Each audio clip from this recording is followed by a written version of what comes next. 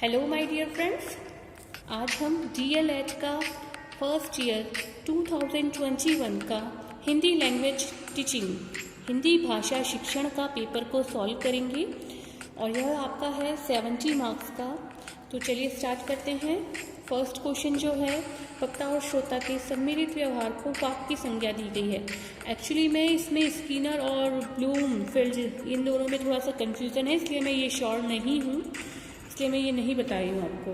फिर है बोलने के कौशल के विकास की किस गति में बालक किस समस्या का विषय में अपने विचार व्यक्त करता है, तो यह आएगा आपका विचार गोष्ठी।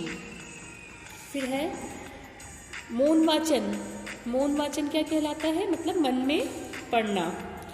और उसके बाद है प्राथमिक कक्षाओं में गद्य शिक्षण का उद्देश्य होता है, तो यह होता है उच्चारित भाषा को समझने के लिए योग्यता का विकास।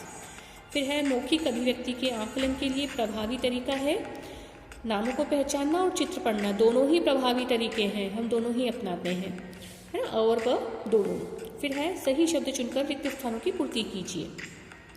भाषा की सार्थक इकाई, देखिए सार्थक इकाई मतलब आएगा शब्द। वर्ण जो है वो सबसे छोटी इकाई है, उसका कुछ मतलब नहीं होता है। फिर है कलात्मक रीति से सजी हुई भाषा जिसमें भावों की अभिव्यंजना ही कविता कहलाती है। यह परिभाषा जो है श्याम सुंदर दास ने दी है। फिर है जिस वाचन को अध्यापन द्वारा किया जा सकता है वह है आदर्श वाचन। और फिर है भाषा में दैनिक पाठ योजना को कालखंड योजना कहते हैं। बहुत सारे वीडियोस में इसको इकाई योजना बताया, पर इकाई योजना तो पूरे उसको जो पूरी बताई जाती है वो होती है कालखंड, मतलब एक पीरियड का। तो जो दैनिक पाठ योजना आपका एक पीरियड आएगा ना, वो है। फिर है व्याकरण शिक्षक की डैश प्रणाली में छात्रों को पहले नियम बता दिए जाते हैं। देखिए इसको याद रखने का भी एक तरीका है। नियम कैसे स्टार्ट होता है, नी से, और निगमन कैसे स्टार्ट होता है, नी से। तो जिसमें पहले नियम बताए वो होती है निगमन विधि, है ना। ये इस तरह से आप याद भी रख सकते हैं इसको। देखिए उसके बाद है भारतीय संविधान की कौन सी अनुसूची भारत में प्रचलित विभिन्न भाषाओं से संबंधित है, तो 22वीं। और फिर है बोलने के कौशल से क्या आशय है, भावाभिव्यक्ति करना, हमारे भावों की हम अभिव्यक्ति करते हैं उसमें। उसके बाद है श्रव्य काव्य के कितने भेद होते हैं। ये भी बहुत सारे टीचर्स, मतलब बहुत सारी वीडियोस में कुछ कंफ्यूजिंग आंसर बता रखा है, पर इसका सही है प्रबंध काव्य और मुक्तक काव्य। श्रव्य काव्य जो है, क्योंकि आपसे श्रव्य काव्य पूछा है, तो इसमें दो आएंगे, प्रबंध काव्य और मुक्तक काव्य। अच्छे मूल्यांकन की प्रमुख विशेषता, तो अच्छे मूल्यांकन की प्रमुख विशेषता क्या होती है, वो वैधता होता है, विश्वसनीयता होता है, वस्तुनिष्ठता होता है, समग्रता होती है, विभेदिकता होता है, ये सभी होते हैं, है ना। उसके बाद लास्ट क्वेश्चन है आपका आकलन क्या है। और आकलन क्या है, किसी के बारे में निर्णय देना ही आकलन कहलाता है। यह आप इतना लिख सकते हैं। उसका देखिए नेक्स्ट क्वेश्चन है भाषा का अर्थ लिखिए। तो भाषा का अर्थ क्या होता है, यह है ना, यह होता है भाषा का अर्थ। उसके बाद में है कविता में निहित सौंदर्य के प्रकार। सौंदर्य के प्रकार ये हैं, देखिए थोड़ा सा इसको अच्छी क्रिएटिव वे में आप बताएंगे ना तो बहुत अच्छा लगेगा।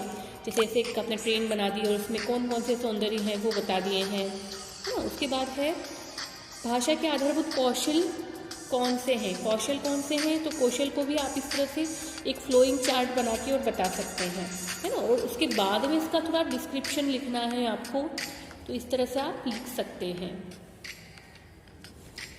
फिर उसके बाद में 7वां क्वेश्चन है गद्य क्या है। ये गद्य है।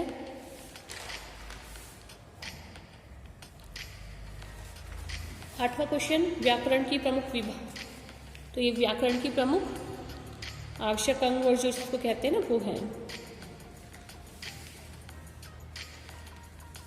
फिर 9वां क्वेश्चन है परीक्षा क्या है। तो ये परीक्षा तो आपकी भी चल रही है, तो आपको पता ही होगा परीक्षा क्या है भी, है ना। अब उसके बाद में ऑब्जेक्टिव टाइप क्वेश्चन है, तो इसमें से मैंने वर्ण क्या है वो बताया है आपको।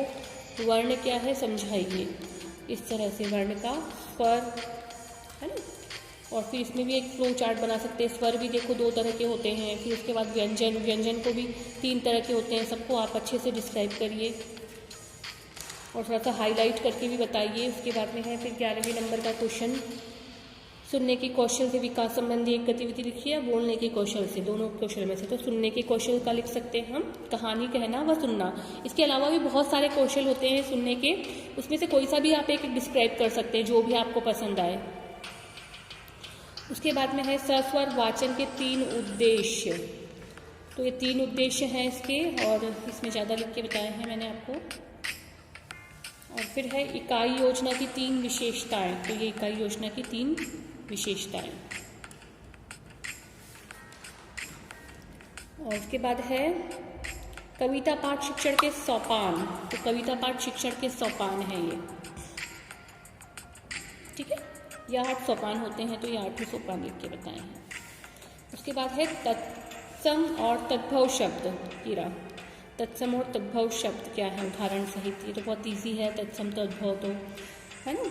तो ये लिख के और इस तरह से थोड़ा सा क्रिएटिव वे में आप इसके उदाहरण भी लिख सकते हैं। पहले डेफिनेशन और फिर उदाहरण।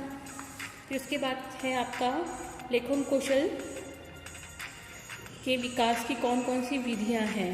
3 विधियां वर्णन करनी है। तो 3 विधियां में है सार्थक रेखा खींचने की विधि, ये इस तरह से रेखा खींच के समझाते हैं सबसे पहले बच्चों को। फिर है खंडन लेखन विधि, ये इस तरह से खंडन लेखन करवाते हैं। और है मॉन्टेसरी विधि, ठीक है। तो ये मॉन्टेसरी विधि है। अब इसके बाद में है 17वें नंबर का क्वेश्चन, प्राथमिक कक्षाओं में गद्य के 5 उद्देश्य लिखने हैं आपको। तो 5 की बजाय यहाँ पे हमने 7 उद्देश्य लिख के बताए हैं।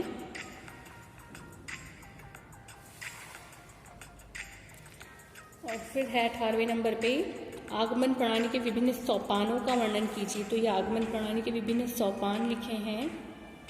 जो हेडिंग है ना, मतलब जो जिस लाइन्स पे आप ज़्यादा बताना चाहते हैं, इसको थोड़ा सा एक्सप्लेन ज़्यादा करना चाहते हैं, उसको आप हाईलाइट भी कर सकते हैं। स्थिति प्रयोग विधि, सहसंबंध विधि,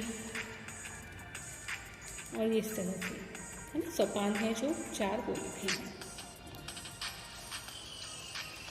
और उसके बाद में लास्ट क्वेश्चन है हिंदी भाषा शिक्षण के मूल्यांकन की कौन कौन सी विधियां हैं, किन्हीं 4 का वर्णन कीजिए। ये वाला बताया है। तो यह हिंदी भाषा शिक्षण की 4 विधियां, निरीक्षण विधि, प्रश्नावली विधि, जांच प्रविधि और छात्रों द्वारा निर्मित वस्तुएं। और ये इस तरह से पूरी कॉपी हमारी भरी जा चुकी है। तो इस तरह से आप भी पूरी कॉपी कंप्लीट करें।